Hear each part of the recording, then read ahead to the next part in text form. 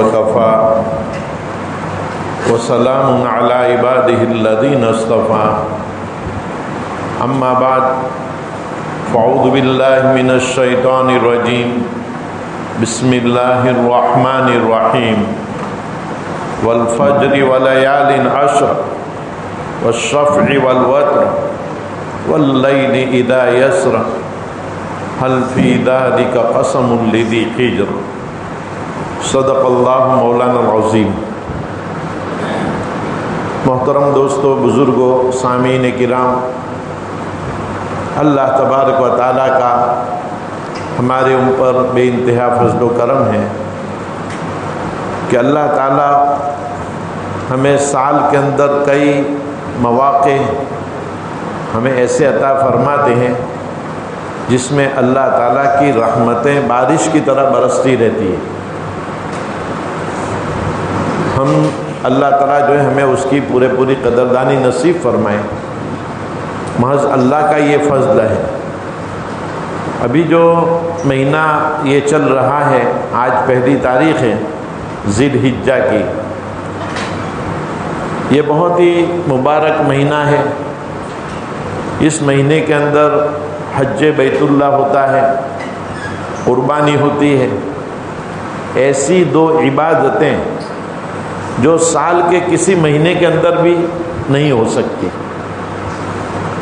آپ فرض نماز تو اس کے بدلے کے اندر نوافل جب چاہے جتنی چاہے پڑھ سکتے ہو، روزے جب چاہے جتنے چاہے رکھ سکتے ہو، نوافل وقت جانے کے بعد زکوٰۃ کی جگہ کے اوپر صدقات نوافل آپ جو ہے ادا کر سکتے ہو۔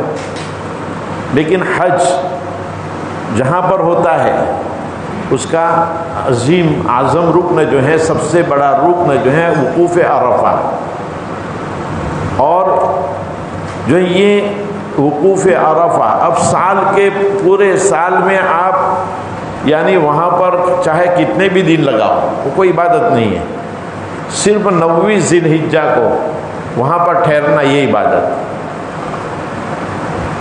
تو یہ اسی طرح قربانی، اگر یعنی ان 3 دنوں کے اندر 10ویں 11ویں 12ویں تاریخ کو ہم قربانی کرتے ہیں تو قربانی ہے، ورنہ اس کے علاوہ کسی اور دن کے اندر چاہے کتنی بھی ہم قربانیاں کریں، قربانی کے اعتبار سے وہ نہیں ہو سکتا ہے۔ ہاں، نفل کے طور پر ہم کسی کو جانور صدقہ کے طور پر دے دیا یا کوئی اور طریقے سے ہم نے، ایک الگ بات ہے، لیکن قربانی کی جو عبادت ہے وہ کسی حالت میں نہیں ہو سکتی۔ تو یہ ایام اللہ تعالیٰ نے ہمیں وہ عطا فرمائے، اللہ کا محض فضل ہے۔ اللہ تعالیٰ نے ان آیتوں کے اندر ان 10 دنوں کی قسم کھائی ہے، 10 دنوں کی، یہ ذی الحجہ کے 10 دن۔ اللہ تعالیٰ کو اپنے آپ کو سچا بتلانے کے لیے قسم کھانے کی ضرورت نہیں ہے۔ ہم تو جو قسم کھاتے ہیں، سامنے والا اگر ہماری بات نہیں مانتا تو ہم قسم کے ذریعے سے اپنی سچائی کو ثابت کرتے ہیں۔ اللہ تعالیٰ کو اپنی سچائی ثابت کرنے کی ضرورت نہیں ہے۔ وَمَنْ أَصْدَقُ مِنَ اللَّهِ قِيلًا، اللہ سے بڑھ کر کسی کی بات سچی نہیں ہو سکتی۔ اللہ تعالیٰ کا کسی کی قسم کھانا اس چیز کی عظمت، اس چیز کے یعنی محترم اور اللہ کے یہاں اس کے ایک مقام ہونے کی دلیل ہے۔ تو اللہ تعالیٰ نے ان 10 دنوں کی قسم کھائی ہے، 10 راتوں کی، والفجر ولیال عشر۔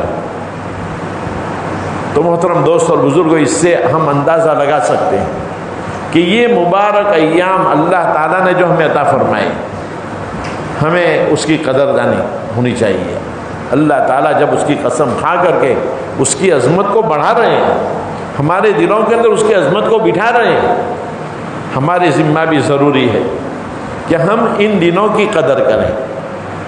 یہ وہ ایام ہیں، دیکھیے رمضان کا مہینہ گزرا، اس کے بعد فوراً حج کا مہینہ شروع ہو جاتا ہے، شوال کے مہینے سے حج کا مہینہ شروع ہو جاتا ہے۔ اگرچہ حج کے ارکان جو ہیں وہ ذی الحجہ کے ایام میں 8 9 10 کے اندر ادا ہوتے ہیں، لیکن حج کا احرام اگر کوئی باندھنا چاہے تو شوال کے مہینے سے باندھ سکتا ہے۔ پہلے زمانے کے اندر 2 2 3 3 مہینے 4 4 مہینوں کا سفر ہوتا تھا، تو شوال کے مہینے سے لوگ تیاری شروع کر دیتے، 2 2 مہینے تک وہ احرام کی حالت میں رہتے تھے۔ تو محترم دوستوں بزرگوں، تو یہ شوال کے مہینے سے گویا کہ یعنی رمضان کے مہینے سے ہمارے لیے اللہ تعالیٰ کی رحمتوں کی بارش شروع ہو جاتی ہے۔ رمضان کا مہینہ بہت مبارک مہینہ، اس کی فضیلتیں بار بار ہم نے بہت مرتبہ سنی۔ رمضان کے پورے مہینے کے اندر کتنی مرتبہ اس کی فضیلتیں آپ کے سامنے آ گئی۔ اس کے بعد یہ شوال کا مہینہ، شوال ہے، ذی القعدہ ہے، ذی الحجہ ہے اور رجب کا مہینہ، یہ 4 مہینے تو اشہر حرم کہا جاتا ہے۔ دیکھیے زمانے جاہلیت میں جب کہ گناہوں کا دور دورہ تھا، قتل و قتال، خون ریزی یہ ایک معمولی بات تھی۔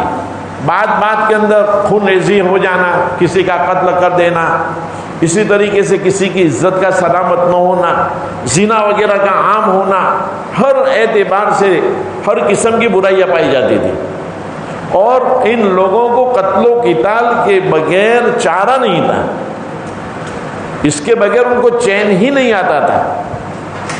آپ سوچو کیسی قوم تھی وہ کہ جن کے اوپر کوئی حکومت کرنے کے لیے تیار نہیں تھا، لیکن وہ قوم بھی ان مہینوں کی جو ہے قدر کرتی تھی، احترام کرتی تھی۔ ان دنوں کے اندر 4 مہینے جو ہیں اشہر حرم، اس کے اندر اپنی تلواروں کو اپنے میانوں میں رکھ دیتے تھے وہ، تو وہ گویا کہ ان کے یہاں پر یہ مہینے امن کے ہوتے تھے۔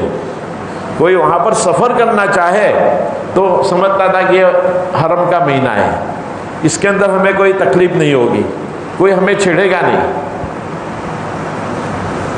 تو محترم دوست اور بزرگوں، قبیلہ عبد القیس جو بحرین کے لوگ ہیں، وہ لوگ مکہ کے اندر مدینہ میں آنا چاہتے تھے۔ آئے ایک مرتبہ اللہ کے نبی صلی اللہ علیہ وسلم کے پاس، ان کا وفد تھا، تو انہوں نے کہا کہ یا رسول اللہ، ہمارے اور آپ کے درمیان میں قبیلہ مضر کے لوگ رہتے ہیں اور ہماری ان سے دشمناوٹ ہے، تو ہم آپ کے پاس آنا چاہے تو صرف اشہر حرم میں آ سکتے ہیں، اس کے علاوہ کسی اور مہینے میں نہیں آ سکتے، چونکہ وہ بیچ میں پڑتے ہیں، ہماری سلامتی نہیں ہے۔ تو بہرحال کہنے کا مطلب یہ ہے کہ اشہر حرم کی بہت زیادہ وہ لوگ حرمت کرتے تھے۔ تو یہ شوال کا مہینہ بھی، اسی طریقے سے اس کے بعد ذوالقعدہ کا مہینہ، اور اسی طریقے سے ذوالحجہ کا مہینہ اور محرم، یہ 3 مہینے، اور اس کے علاوہ چوتھا مہینہ جو ہے وہ رجب کا مہینہ، رجب الفرد، اس کو فرد اس وجہ سے کہا جاتا ہے کہ یہ 3 مسلسل ہے اور وہ الگ ہے۔ بہرحال تو یہ بہت ہی مبارک مہینہ ہے، اور اس مہینے کی اور ان دنوں کی عبادت، جیسے مفتی صاحب نے رات کو بھی بتایا، اللہ کے نبی صلی اللہ علیہ وسلم نے فرمایا کہ ان دنوں میں اللہ تعالیٰ کو عبادت اتنی محبوب ہے کہ اس کے علاوہ اور دنوں میں اتنی محبوب نہیں ہے۔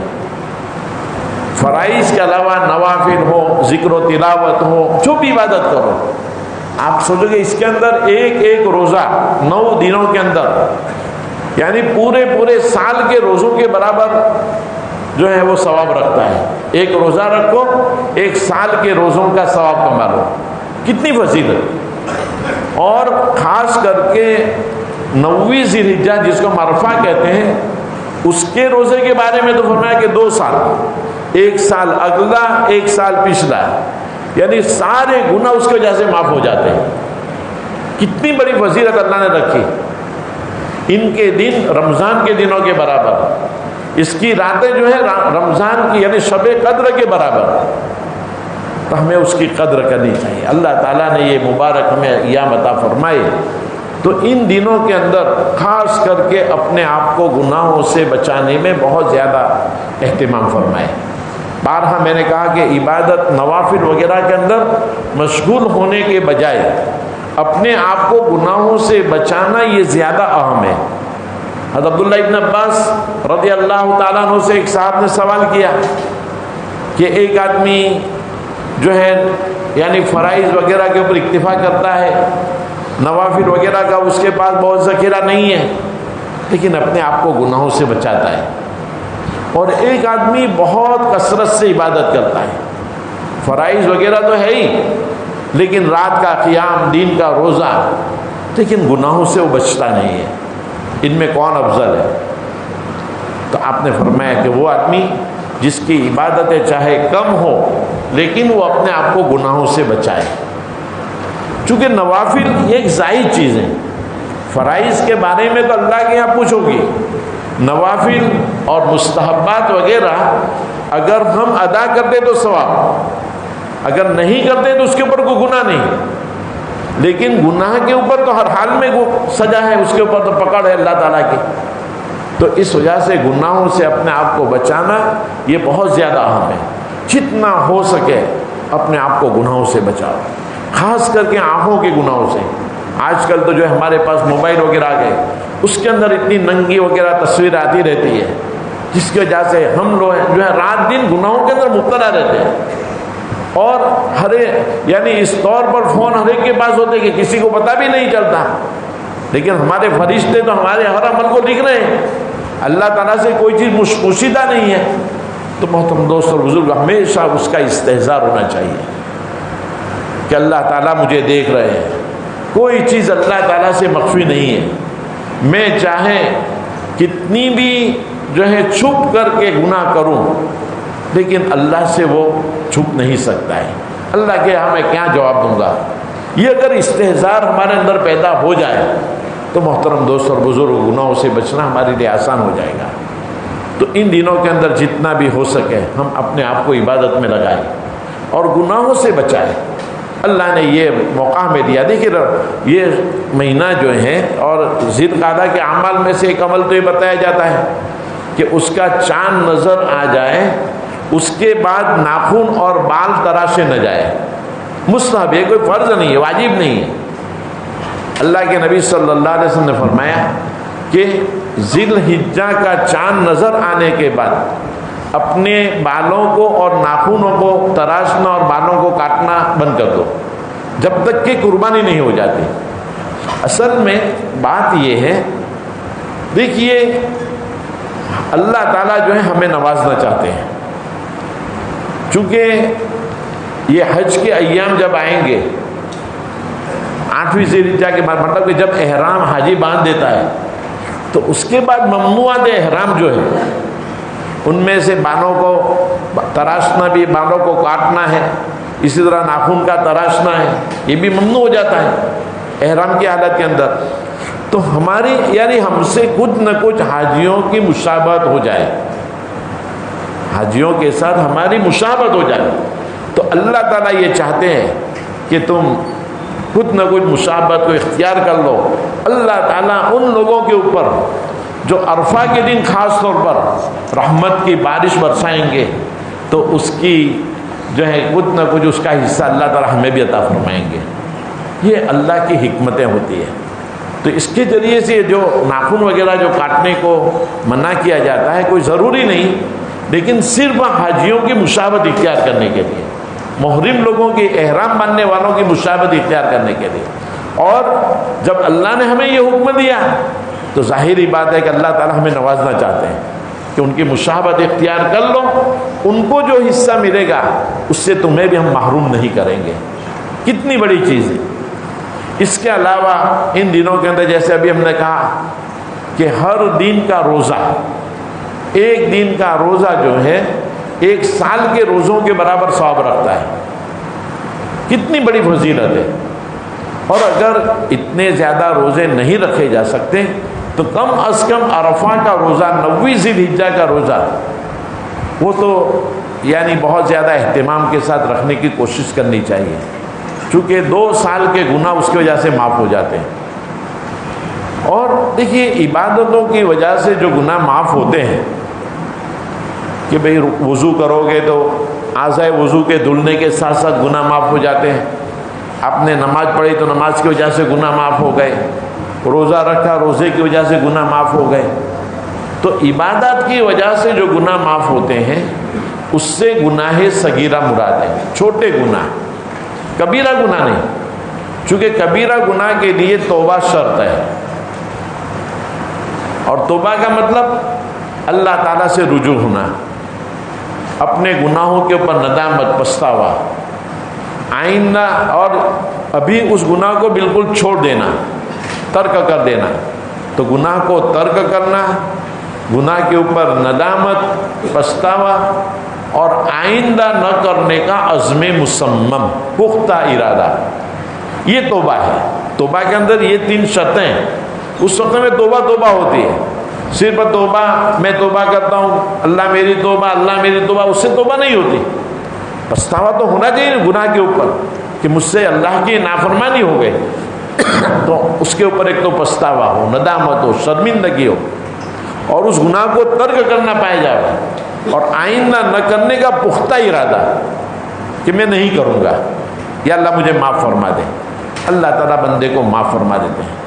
توبہ کرنے کی وجہ سے بندہ ایسا ہو جاتا ہے جیسے اس نے گناہ کیے ہی نہیں۔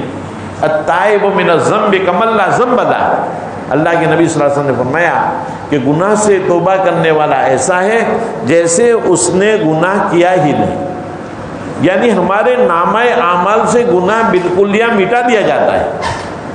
کتنی بڑی اللہ تعالیٰ کی ہمارے ساتھ جو ہے اللہ کا فضل ہے کہ گناہ جو دفتر کے اندر لکھا ہوا ہوتا ہے بالکل مٹا دیا جاتا ہے، اس کا نام و نشان نہیں رہتا ہے۔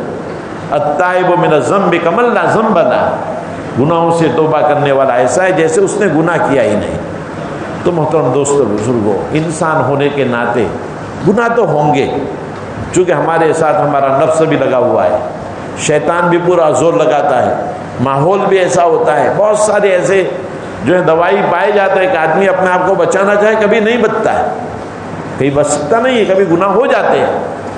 تو گناہ ہو جائے تو گھبرانے کی ضرورت نہیں، البتہ حتی الامکان آدمی اپنے آپ کو بچانے کی کوشش کرے، جہاں تک ہو سکے پورا اپنے آپ کو اپنے نفس کے اوپر قابو رکھے، اللہ تعالیٰ کی طرف فوراً رجوع ہو، اللہ کے اور جنت اور جہنم کا استحضار فوراً کر لے ہوئے۔ اگر میں نے گناہ کیا تو اللہ تعالیٰ کی طرف سے یہ سخت سزا ہے، اس کا استحضار ہو جائے گا، فوراً آدمی گناہوں سے بچ جائے گا۔ پھر بھی اگر گناہ ہو گئے تو گھبرانے کی ضرورت نہیں ہے، اللہ کے یہاں نا امید نہیں ہے۔ کبھی مومن بندہ اللہ سے نا امید نہیں ہو سکتا، اگر 100 مرتبہ نہیں 1000 مرتبہ بھی گناہ ہو جاوے تو اللہ کے یہاں توبہ کا دروازہ ہمیشہ کھلا ہوا ہے، جب تک جان کا نہیں، یعنی آخری حالت نہیں ہو جاتی آدمی کی، وہاں تک جب آدمی کی جان کنی کی حالت ہوتی ہے، آخری حالت ہوتی ہے جان نکلنے کی حالت، سکرات کی حالت، اس کے بعد جو ہے توبہ کا دروازہ اس کے لیے بند ہوتا ہے، اس سے پہلے توبہ کا دروازہ کھلا ہوتا ہے۔ تو آدمی کو گھبرانے کی ضرورت نہیں، گناہ سے بچنا ضرور ہے، لیکن گناہ ہو گئے تو پھر اللہ تعالیٰ سے فوراً رجوع، یا اللہ مجھ سے بھول ہو گئی، یا اللہ مجھے معاف فرما دے، میں آئندہ نہیں کروں گا۔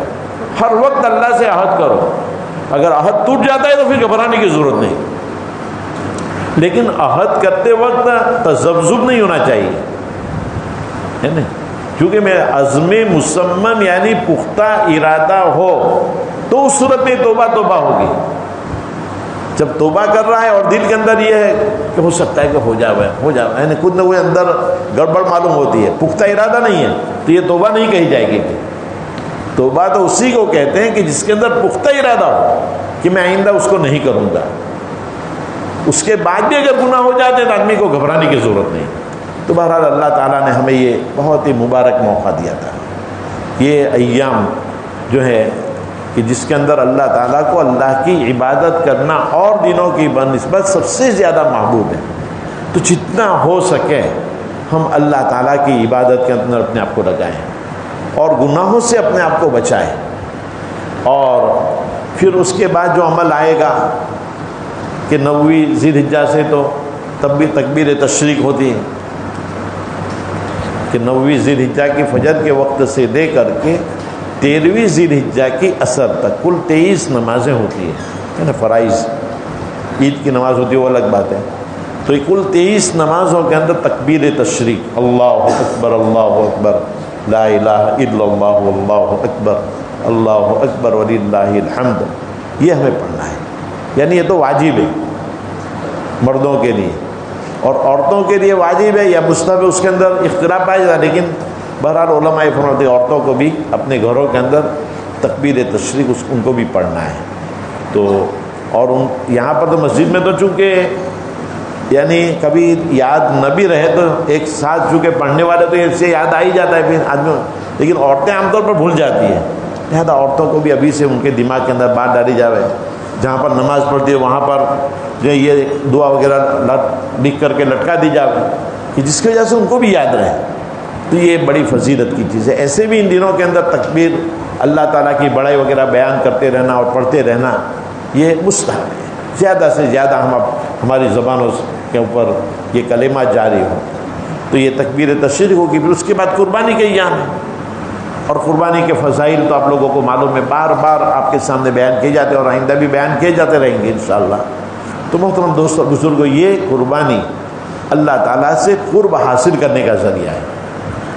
قربانی قربان سے اور قربان قرب سے, اور قرب کے معنی اللہ تعالیٰ کا تقرب حاصل کرنے کا ذریعہ.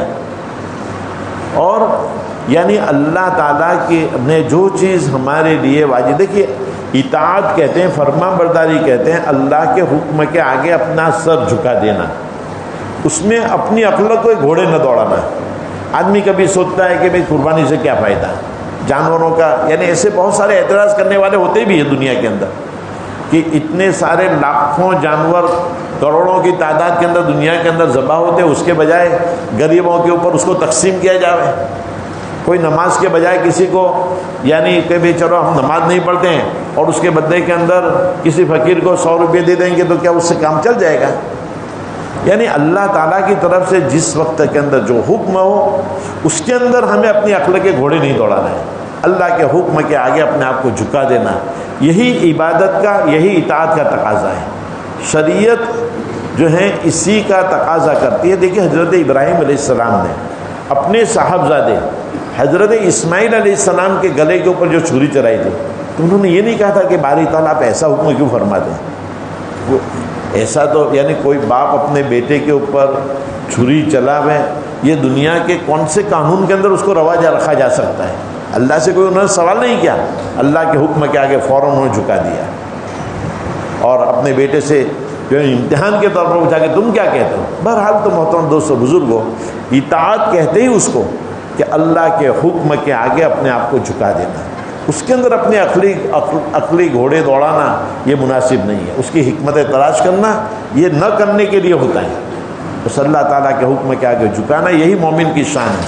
تو ہم جو ہے اپنے آپ کو اللہ کے حکم کے آگے جھکا دیں اور اپنے ہر کام اللہ کی مرضی کے مطابق کرنے والے بنیں.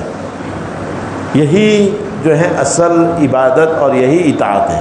ہماری طبیعت شریعت بن جائے, ہر وہ کام جو شریعت کے مطابق ہو وہی ہم سے صادر ہو, یہ ہم اپنی طبیعت بنائیں. اور کبھی جو ہے اور اسی وجہ سے ہم علماء سے اپنا رابطہ رکھیں, وقتاً فوقتاً سے مسائل وغیرہ پوچھتے رہیں. ہمارے یہاں تو بہت کثرت سے علماء ہیں, اللہ کا شکر ہے, ہم ان سے رجوع کر سکتے ہیں. علماء صرف جو ہے یعنی اپنے گھروں کے سنگ بنیاد کے لیے یا افتتاح کے لیے اور دعا کے لیے تو ہے نہیں. اصل ان کا مقصد جو ہے ان کے علم سے فائدہ اٹھایا جائے, ان سے مسائل وغیرہ پوچھے جائے, صرف برکت کے لیے تو وہ تو ہے نہیں. تو محترم دوستو بزرگوں, جس کا جو یعنی مقام ہے وہ مقام ہمیں اس سے فائدہ اٹھانا چاہیے. تو علماء صرف جو ہے دعا وغیرہ کے لیے نہیں ہے, ان سے فائدہ اٹھاؤ, ان کے علم سے فائدہ اٹھاؤ. اور چونکہ دنیا کے اندر معاشرہ کے اندر وقتاً فوقتاً ہمیں بہت سارے مسائل کی ضرورت پیش آتی ہے, ان کے سامنے پیش کرو. اگر ان سے حل نہیں ہو سکتا تو آگے جائیں گے ہم. جیسے کہ صحابہ کرام ایک ایک مسئلے کے لیے یعنی مکہ سے مدینہ تک کا سفر کرتے تھے. ایک مرتبہ ایک صحابی یعنی انہوں نے ایک لڑکی سے شادی کی. اب ایک عورت آئی اور اس نے کہا کہ میں نے تجھ کو بھی دودھ پلایا ہے اور جس لڑکی سے تو نے شادی کی ہے اس کو بھی میں نے دودھ پلایا ہے. مطلب یہ کہ تم دونوں دوست شریک بھائی بہن ہو. اس نے کہا کہ آج تک تو نے مجھے کبھی نہیں کہا, اس لڑکی کو معلوم نہیں, نہ ہمارے گھر والوں کو معلوم ہے تو نے کب دودھ پلایا. لیکن پھر بھی ایک کھٹکا تو پیدا ہو گیا نا. یعنی شرعی اعتبار سے اس نے کوئی دلیل پیش نہیں کی تھی, نہ کوئی شہادت کے طور پر اس نے قاضی کے سامنے جا کر کہا, یہ بات نہیں تھی. جس کی وجہ سے اگر نہیں مانتے ان کی بات تو کوئی سوال تو نہیں تھا, شریعت کے خلاف نہیں تھا. لیکن پھر بھی ایک کھٹکا پیدا ہو گیا. تو اللہ کے نبی صلی اللہ علیہ وسلم کے پاس مکہ سے مدینہ آئے ہو مسئلہ پوچھنے کے لیے. تو دیکھیے میں کہنے کا مطلب یہ ہے کہ یعنی چاہے ہمیں ہمارے ہر کام کے اندر ہمیں یعنی شریعت کے مطابق چلنا ہے، اور جو بھی مسئلہ پیش آئے اگر اس کا اس شریعت اس کو کیا کہتی ہو ہمیں معلوم نہیں ہے، علماء سے رجوع کیا جائے، مفتیان کرام سے رجوع کیا جائے، اگر یہاں حل نہیں ہو سکتا تو آگے جایا جائے، لیکن ہم کبھی بھی شریعت کے خلاف نہ چلیں۔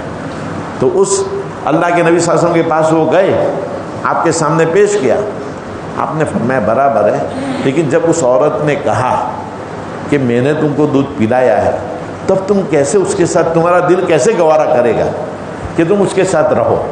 بہرحال انہوں نے اس کو پھر چھوڑ دیا، طلاق دے دی، دوسری لڑکی سے شادی کر لی انہوں نے۔